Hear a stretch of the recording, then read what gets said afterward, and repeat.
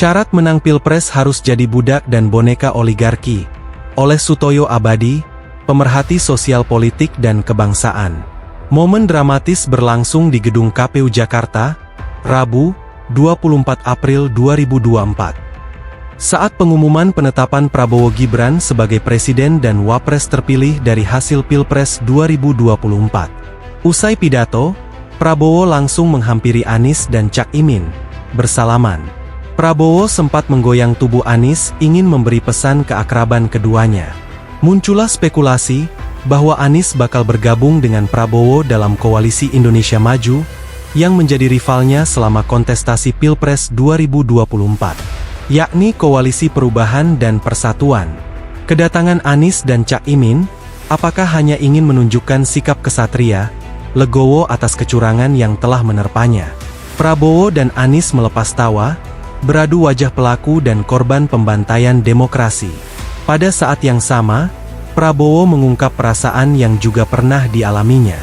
Mas Anies, Mas Muhaimin, saya pernah berada di posisi Anda, tutur Prabowo, sambil menatap ke arah Anies dan Cak Imin. Saya tahu senyuman Anda berat sekali, ucap Prabowo.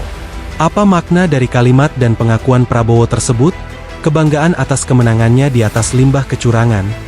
Apa Prabowo ini ingin mengatakan, hati-hati kalau ingin menang dalam Pilpres, harus curang dan harus menjadi budak dan boneka para bandar dan bandit pemilik modal sebagai tuan dan pengendalinya. Prabowo pernah dalam tanda kutip, dicurangi dalam kontestasi Pilpres 2014 dan 2019 oleh Joko Widodo, yang pada akhirnya oleh KPU dan MK, dinyatakan sebagai pemenangnya. Kejadian yang sama diulangi pada Pilpres 2024. Kecurangan pemilu 2024 terjadi secara terstruktur, sistematis, dan masif di setiap tahapan pemilu, secara transparan telah diketahui publik dan akan tercatat dalam sejarah hitam Pilpres di Indonesia. Apakah Prabowo tidak mengetahui dan tidak merasakan? Presiden hasil curang tidak mempunyai basis moral secara etika, politik, maupun legitimasi. Akan membawa bencana bagi negara ini.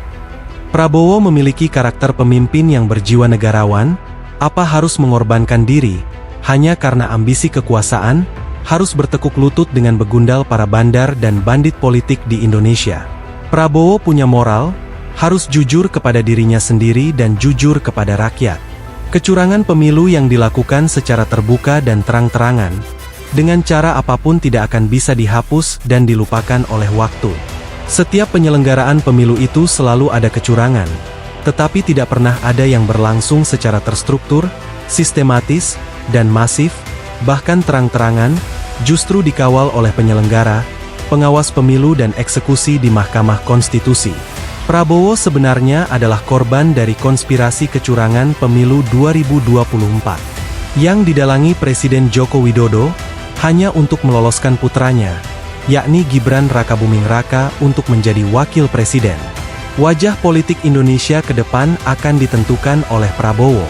Apakah bisa keluar dari pengaruh Jokowi, lepas dari cengkeraman bandar dan bandit oligarki, dan genggaman bahaya kining Xi Jinping?